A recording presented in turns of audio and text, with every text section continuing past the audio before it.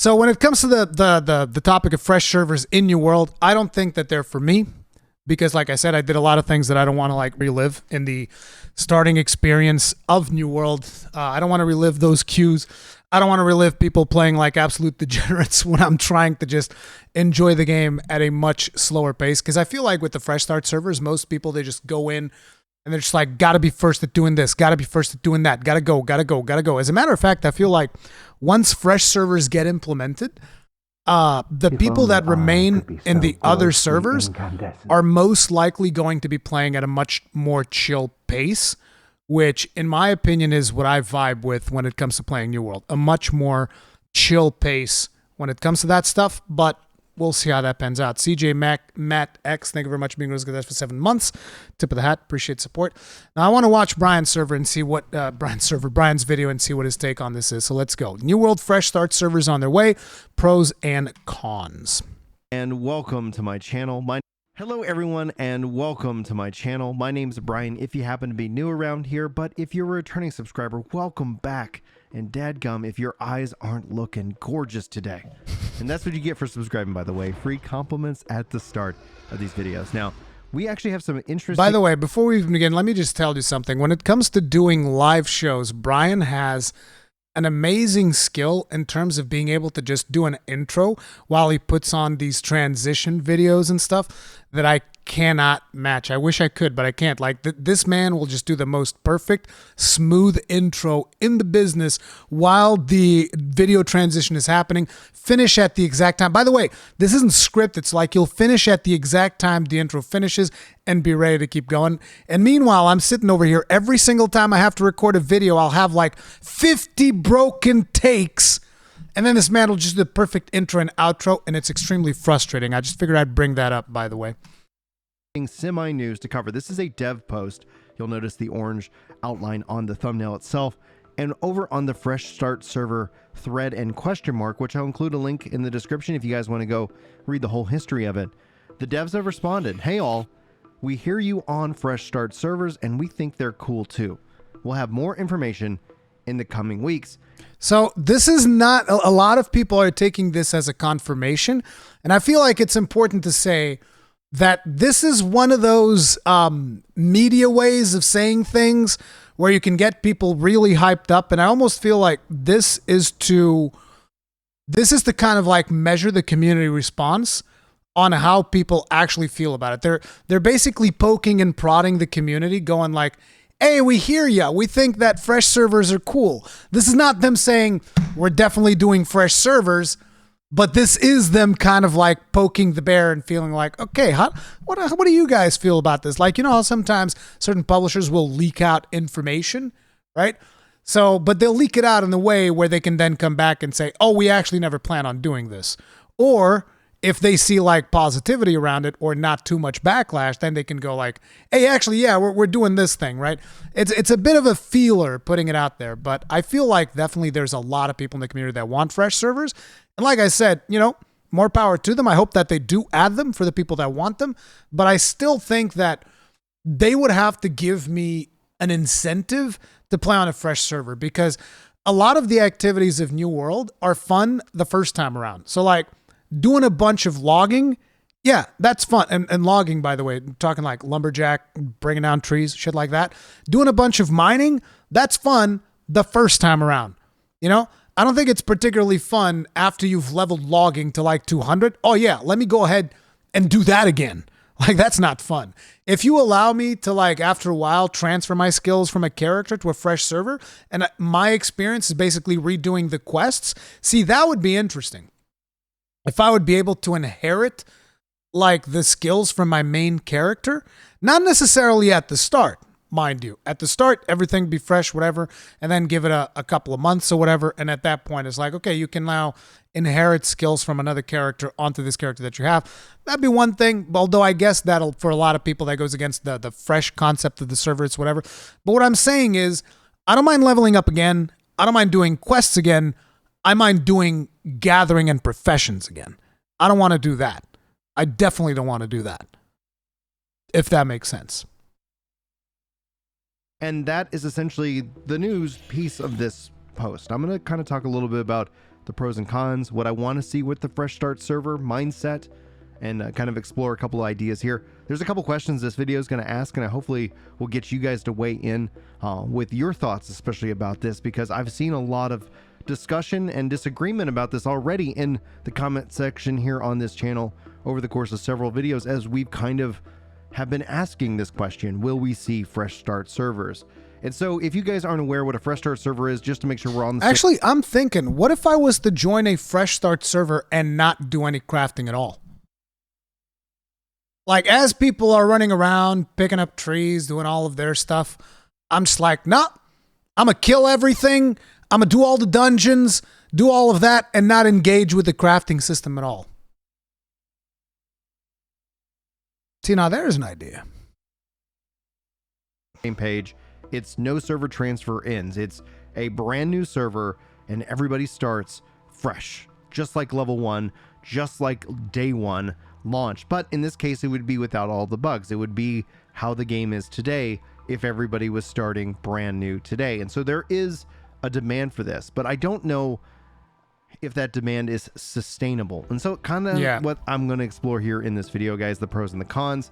And more than anything else, PvP players out there, you might want to stick around to the end of the video, because I'm going to address you guys directly at that point. But first and foremost, when I think about the pros and cons, I never played New World. Is it worth? I mean, it depends on how much you enjoy sandbox style MMOs, even though they ended up adding a lot of theme park stuff. It's like, it's a basic MMO concept where, hey, you're on an island, there's quests to do, you do quests, you kill things, there's dungeons. There's a very in-depth crafting system that I'm actually not like a huge fan of. I actually do like the gathering. I feel like gathering stuff is one thing, but actually the crafting of it, I think, is what turns me off the most. But, you know, for people that really like delving into these crafting systems, I guess it could be fun. I like the combat, but, you know, considering that you're someone that came to my content from Monster Hunter, I'm not exactly sure that these two things align. But I would recommend, like, check out some of the videos that I have on my channel. The biggest problems that they had initially was the server instability and the server queues. The servers were overloaded, which is a problem they have right now as well. But overall, I had fun with the game because it costed like $40, and I played 150 hours of it on release, and now I'm going to get some more fun out of it, and I don't even have to like renew a subscription or whatever. And they're adding a new zone to the map in October, and there still hasn't really been anything that indicates like pay to win or something, which is usually what you tend to see with a lot of MMOs. There isn't even, like, from what I can remember, pay for convenience, because like most of the convenience is built into the game. So interestingly enough, despite all the bad press around New World, it is a very consumer-friendly game, with the exception of obviously all the problems they had on release with servers exploding, and even now servers exploding, massive queues, and all of that shit, right? The pros section easily relive the launch. If you guys were there at launch, it was magical. I still feel like the game is magical, but there's nothing like stepping into a brand new MMORPG. There's nothing like the excitement, the fervor, and the energy that everybody is just bringing to it. Obviously, this would be... Now, it's also important to mention when it comes to this, the excitement of jumping into a brand new MMORPG. The reason, and again, we talked about this at length in yesterday's stream as well. Like, the reason is because usually MMOs aren't figured out by the time you jump into them, and it's a big mystery. What's going to be the meta? What's going to be important? What am I going to find around the corner? And one of the problems that New World had was most people already knew this from playing the betas. So it's like, yes, it's exciting to start a brand new MMORPG. Fresh servers is not a brand new MMORPG experience. That experience, but without the bugs. Then you also have the fresh characters racing for control. I start to think about maybe this would be some kind of promotion thing that you would see them do with streamers, and immediately as a content creator myself, I could I roll my eyes, right? Like, I could see that, but I could think that could also fall into the cons section. So maybe we'll list that both as a pro and as a con in terms of marketing and getting the name out there with the big streamers. But at the same time, I hope it's not just one fresh start server and then they just flood all the big streamers into it, because then at the end of the day, that kind of could kill the experience that some, especially hardcore players who've been wanting this experience, have lived this entire time. But obviously, with this new experience, you still have all the new player experience that would be dropping in around that same time. You'd have new weapons, and you would just have this experience 1 year post the launch of the game.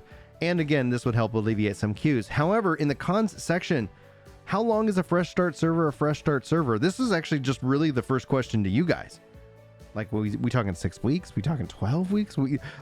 At what point is that fresh start server open for transfer? That's the question that I have. And there's also a problem wherein a lot of players already know, obviously at this point, they know what is the fastest way to level up. I mean, I'm pretty sure if I just jump into YouTube right now and I just look up, for instance, New World Fresh Guide, even though this news came out like yesterday, right? This news came out yesterday, this post, I believe. It's like, already look at this. New World Fresh Start Server Guidelines. This, by the way, is Damone Kim. Very, very good. You have, this one was from a month ago, 3 days ago. New World, New Player Menu Making Guide, September. New World Quick Leveling Guide for returning players. New World Best Farms, Brimstone Ready, October 22. Quick Tips for New and Returning Players, New World, 21 hours ago. So it's like returning, there's so much. Look, devs confirmed New World Fresh Start servers 58 minutes ago. It's like, you have everything you could possibly. This is Brian, by the way. Look at Brian. It's almost the smiley face. It's a nice guy. But anyway, it's like you guys see what I'm getting at, right? Which is the point that it's a figured game. You're going to be able to figure out everything that you need to know instantly, right? And everybody knows, and some people are going to have more time than others. And within the span of like a week, you're going to be in a server that once again has like 1 million level 60 players and very little across the other, because I also feel like the players that really want a fresh start are also the players that probably have the most time to play the game. Whereas players that are more keen to stick around for their original characters are players that maybe have much more limited time, and they're like, oh, I don't have the time to level up all of these crafting professions again, level all these gathering professions again, even though I believe they're streamlining the crafting of it, so it might be easier, but yeah. Because at the end of the day, like, the biggest concern is that with a fresh start server, people just kind of eventually like, well, that was kind of fun, and then they either go back to their main character, or they just kind of take a break until the next fresh start server. And then, you know, in both the pro and the con, like that. And I do not like this concept in MMOs, which is that this is something that World of Warcraft is also doing with their classic servers, I believe, with stuff like Season of Mastery and whatnot, which is like, oh, let's just reset the game and start all over again. I don't think that this is necessarily a good business model for MMOs. And I know that as I say this, classic World of Warcraft, massive explosive success, right? I just don't think that it's sustainable to consistently reset player progress in MMO, because MMOs require a tremendous time investment. When you're talking about ARPGs, where, you know, as you learn how to play the game and you start working out broken builds, particularly stuff like Path of Exile, Diablo 3 seasons, stuff like that. When you're talking about ARPGs, I think that the whole thing about resetting the ladder is a much more sustainable thing that you can do, because it's kind of like fast to get to max level and start grinding out endgame gear and all of that stuff. But when it comes to MMOs, the amount of effort and the amount of, like, you know, particularly when it comes effort in terms of finding groups and actually managing people versus just managing yourself. Because in an RPG, you can pretty much, from my understanding, in most of them, solo your way to the top reasonably fast. An MMORPG that has, like, you know, dungeons, stuff like that, you actually require groups. So just the aspect of managing groups and managing people to the extent that is required in order for you to achieve, like, end game gear, end game grind, all of this stuff, I feel like that is going to churn a lot of players really fast if you just go into a model where, okay, fresh servers for September, and then like 3 months down the line, oh, now we're launching the fresh servers of, what is 3 months from now? September, October, November, December. The fresh servers of December or January or something like that. And then here are the fresh servers for March or April or whatever, right? It's just like, And you can, I'm saying like every 3 months, you can put that like every semester, whatever, and the result is kind of the same. It's basically just players doing the things that they've already done, except in ARPGs, those things are reasonably fast and streamlined in order for you to do them. Whereas in MMO, they're fairly more complex and take significant more investment from the players, at least for most MMORPG cases. Ended up being something that was, kind of a yearly celebration, a race, etc., taking in advantage of all the new systems, and honestly, that could be some interesting entertainment if they ended up deciding to go that route. We've seen like things with EverQuest and their progression servers that, kind of relive how these, expansions kind of dropped one after the next. And so it would be an interesting take on the world of New World with that approach. But in that vein, though, the biggest weakness when it comes down to the needs that any fresh start server would have to, I think, maintain its stability and its value along, down the road, would have to be cross, play with, especially matchmaking of the OPR, the arenas, and expeditions. Like any instance-based content that the game has, adding in that cross server play would ultimately ensure that any fresh start server, once it kind of matures into where it's no longer a fresh start server, it has the ability to be maintained and sustained, because there is a demand that players have for lower pop servers. There are players who would be just happy to play on a server with a 600 player on average population, but when it comes down to it, like, you don't want to be cut off from all the other content.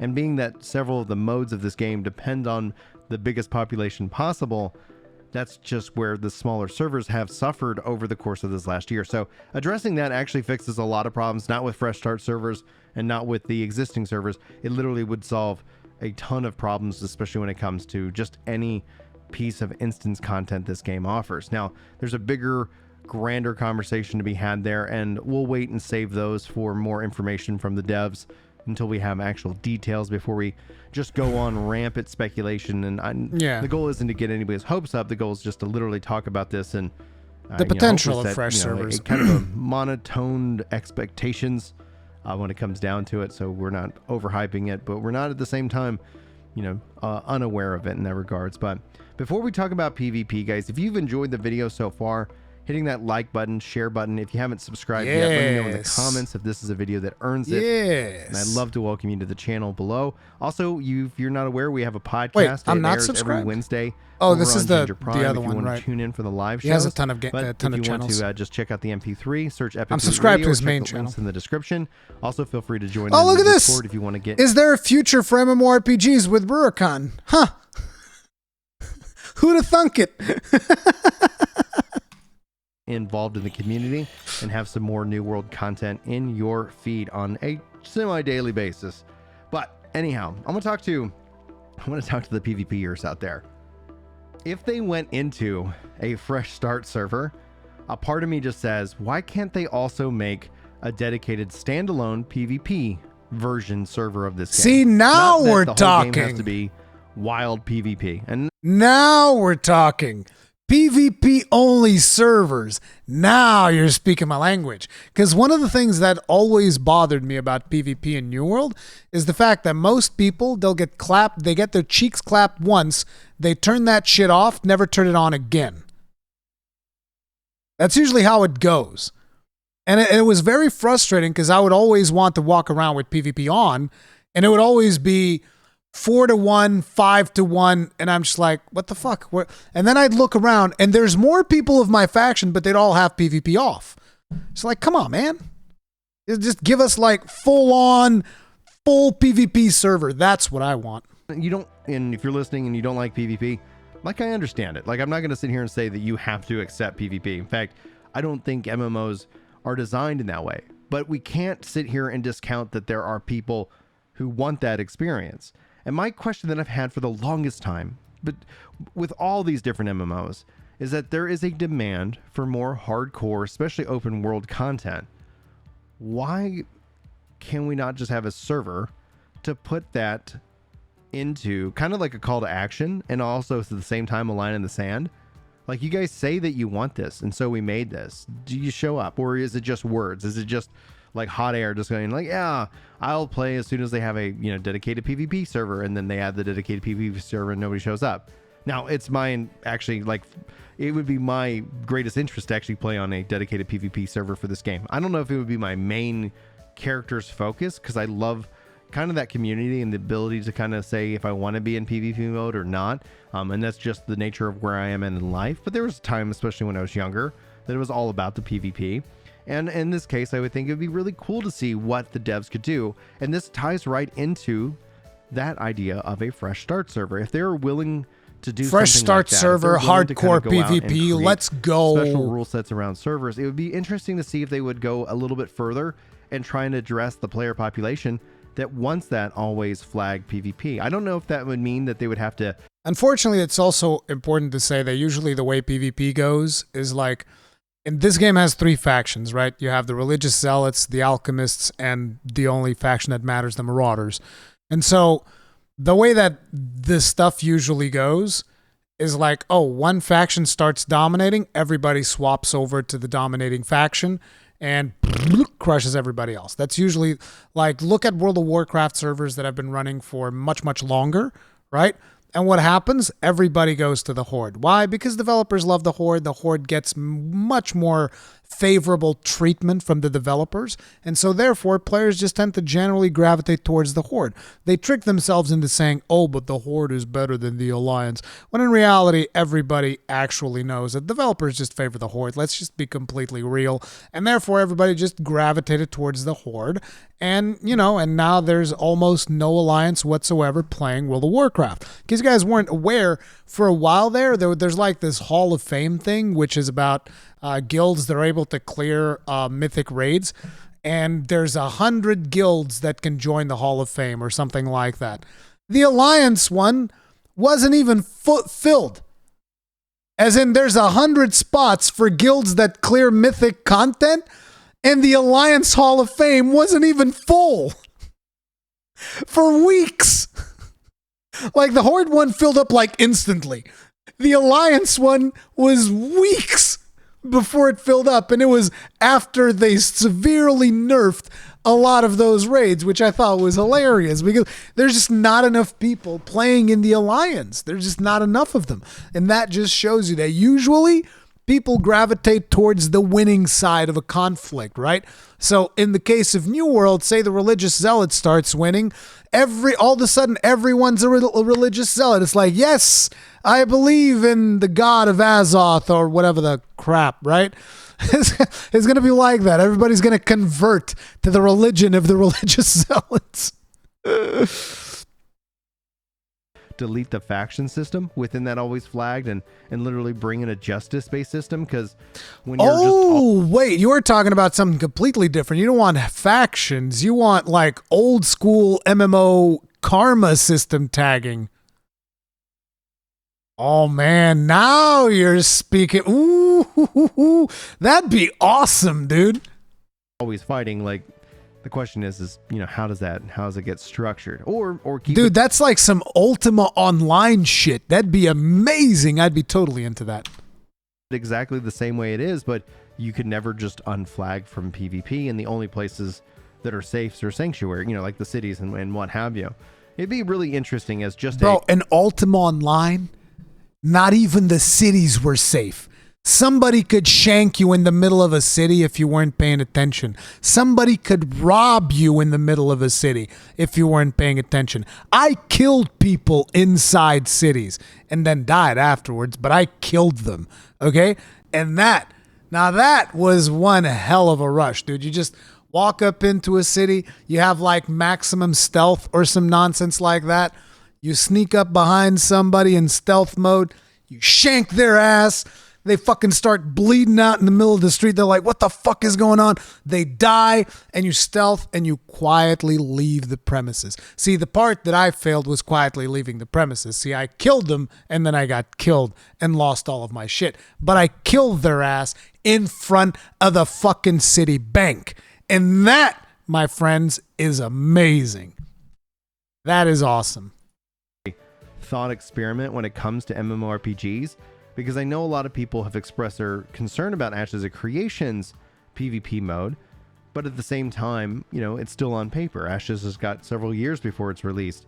And it'd be interesting to see how big of a demand that is. Do they fill one server? Do they have to make multiple servers? And so that's something that I think we should advocate for, especially if we get a fresh start server in this case, because that tells me that, you know what, anything is possible. And maybe that's going to be something that helps out in the long run. Anyway, guys, those are my thoughts, especially this is a longer post, obviously just off of a bit of information here from the devs regarding fresh start servers. Love to know what you think. Hopefully you guys enjoyed this video. Hopefully I'll see you in my next one. If you're looking for more YouTube content to watch, YouTube's got a couple of different check options over here on the left. Hopefully you guys enjoy either. What do you mean the left? The right, Brian. The right. One, or you can always check the channel homepage for even more content. I got it all broken up in guides, discussion, news, etc. So hopefully you find that easy to use and to navigate. Thanks so much for being here. Hopefully you enjoyed the video, and hopefully I'll see you next time. But until then, take care. Okay, guys, that was a really good video from my buddy Brian. Make sure to, like I always say, do not just go there and press the like button and leave. Like, either go there later, save the page, or go there now, leave it playing in the background, but give the video some watch time. Don't just go in there, like, and leave, because that's actually bad. Subscribe to him if you like his content. Brian does really cool stuff. But yeah, check it out.